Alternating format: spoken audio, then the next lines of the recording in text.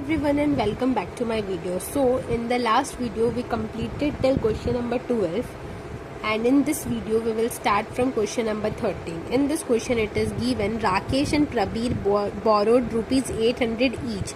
मतलब दोनों का प्रिंसिपल जो बोरो कर रहे हैं वो है 800 रुपीज़ जो कि दोनों का सेम है at the same rate of interest. मतलब रेट ऑफ इंटरेस्ट भी दोनों का सेम है for 3 years and 6 years respectively. मतलब राकेश ले रहा है 800 rupees for 3 years and Prabir ले रहा है for 6 years.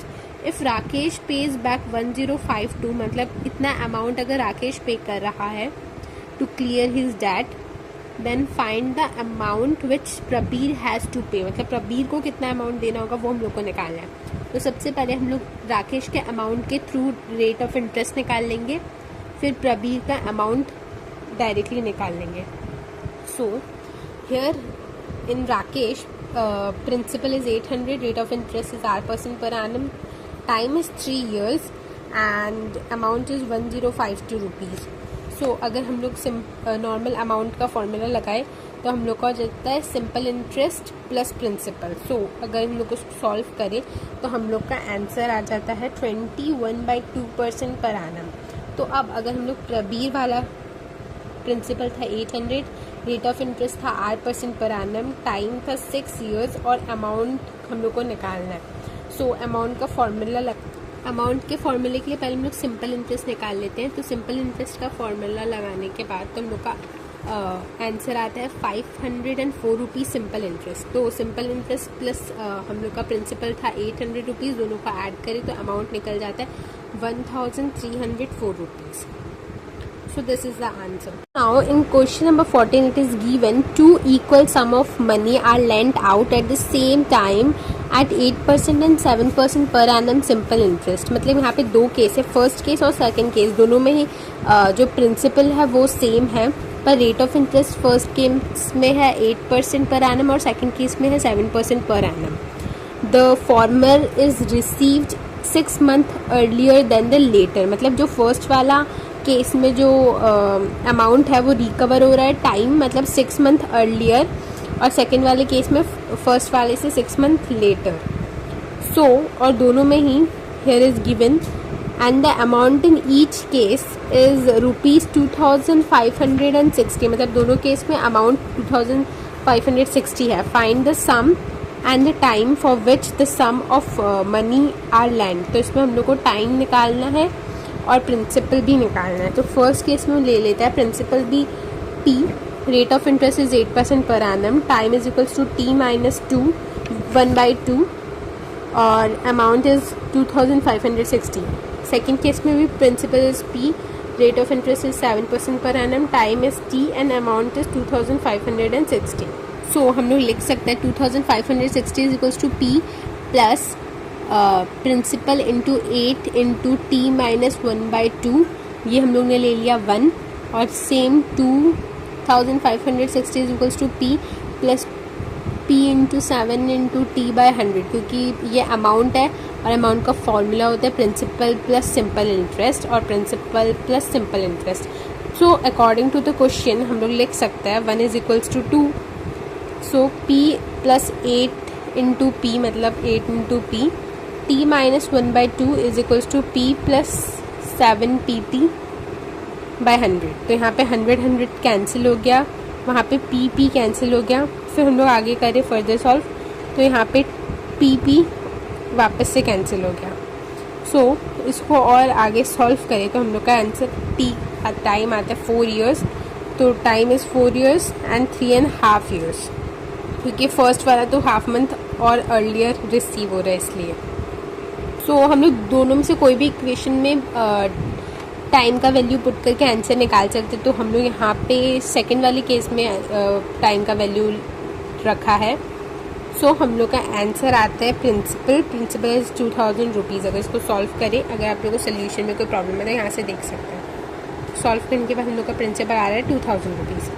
Now in question number 15 it is given a man deposit rupees 5600 मतलब principal है 5600 in a bank at 3.75% per annum interest rate है for simple interest. After 6 months he withdraws ₹3,200, मतलब कि 6 महीने का हम लोग को इसका इंटरेस्ट निकालना है। उसके बाद में हम लोग का जो भी अमाउंट होगा, मतलब प्रिंसिपल होगा, उसमें से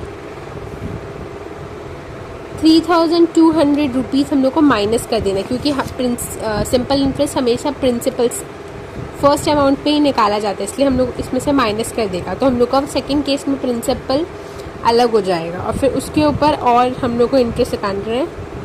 and at the end of the year he withdraws the remaining, मतलब यहाँ पे 6 मंथ का पहले हम लोग को इंटरेस्ट निकालना है, फिर लास्ट का 6 मंथ का हम लोग को निकालना है।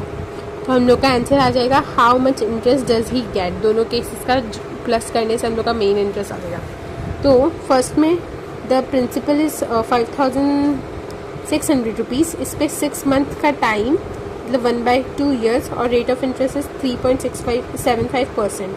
सो अगर हम लोग सिंपल इंटरेस्ट निकाले उसका फॉर्मूला लगा के, तो हम लोग का आंसर आ रहा है 105 रुपीज़। फिर केस 2 में ही विदड्रॉज ₹3,200 फ्रॉम 5,600, तो हम लोग का प्रिंसिपल बन जाता है 2,400 रुपीज़। तो इस पर अगर हम लोग सिंपल इंटरेस्ट का फॉर्मूला लगाए और फिर सिंपल इंटरेस्ट निकाले, क्योंकि रेट ऑफ इंटरेस्ट सेम रहेगा, आधा साल फिर बचा तो आधा साल, और फिर सिंपल इंटरेस्ट निकालने, तो हम लोग का आंसर आता है 45 रुपीज़। फिर दोनों को ऐड कर दे तो हम लोग का आंसर आ रहा है 150 रुपीज़। तो हम लोग का total simple interest is 150 rupees.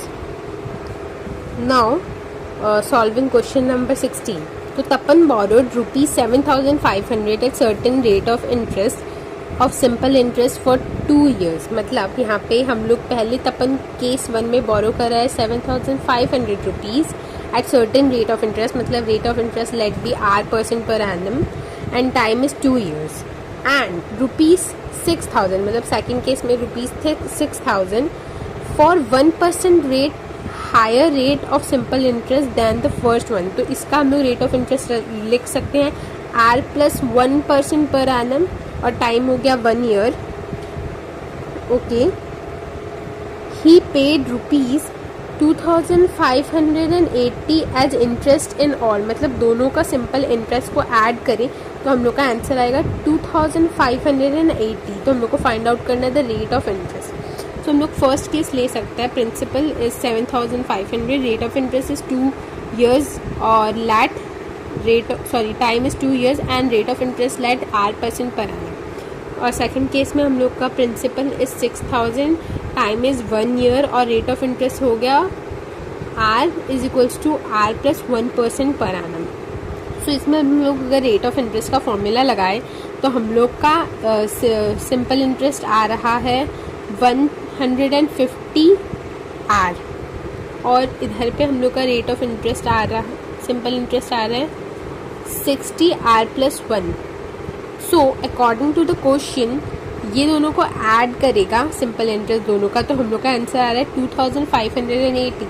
तो हम लोग दोनों को ऐड करने अकॉर्डिंग टू द क्वेश्चन करें तो हम लोग, और फिर सॉल्व करें। ये ब्रैकेट में था तो ब्रैकेट ओपन करें तो दोनों मल्टीप्लाई हो जाएगा, ये से। तो हम लोग का आंसर अगर हम लोग सॉल्व करें, ये साइड चला गया तो माइनस हो गया, और ये दोनों ऐड हो गए तो R का वैल्यू आ गया 12। तो फर्स्ट वाला में होगा हम लोग का rate of interest 12% per annum, second case में हो गया 13% per annum, which is R+1। Now in question number 17 it is given the difference in simple interest on a certain sum of money। so इधर पे हम लोग को principal तो दिया हुआ नहीं है, at 14% पर एनम, तो हम लोग प्रिंसिपल P ले सकते हैं। इस 14% पर एनम हम लोग का रेट ऑफ इंटरेस्ट है इन 3 years and 4.5 years। तो दोनों ही केस में हम लोग का प्रिंसिपल हो गया PP, रेट ऑफ इंटरेस्ट है 14.5%, और टाइम है 3 years and 4.5 years। तो इज ₹696। तो डिफरेंस इन सिंपल इंटरेस्ट, दोनों का सिंपल इंटरेस्ट का डिफरेंस है हम लोग का 696। हम लोग को प्रिंसिपल निकालना है। सो हम लोग सॉल्व करें तो फर्स्ट केस में प्रिंसिपल हम लोग लिख सकते हैं ऊपर में case 1 and here is case 2। So principal हो गया हम लोग का P, let rate of interest is 14.5% per annum, time is 3 years। और अगर हम लोग सिंपल इंटरेस्ट का फॉर्मूला लगाए तो हम लोग का आंसर आ रहा है 435p/1000। और इधर पे अगर हम लोग सॉल्व करें तो हम लोग का आंसर आ रहा है सिंपल इंटरेस्ट हम लोग 4.5 years था तो 9/2 years हो गया, और फिर फॉर्मूला लगा के सॉल्व करें तो 652.5 प्रिंसिपल आ गया into p/1000 is simple interest. So according to the question दोनों का जो डिफरेंस है यहाँ पे हम लोग इसको लेंगे क्योंकि इधर पे टाइम ज़्यादा है तो ऑब्वियसली इसका ही सिंपल इंटरेस्ट ज़्यादा होगा, तो ये वाला हम लोग लिया तो हम लोग का आंसर आ रहा है 696 होना चाहिए अकॉर्डिंग टू द क्वेश्चन।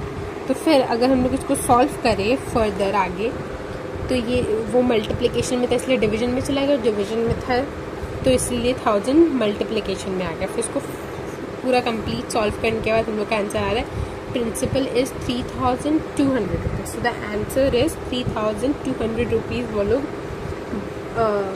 बोरो है, प्रिंसिपल है।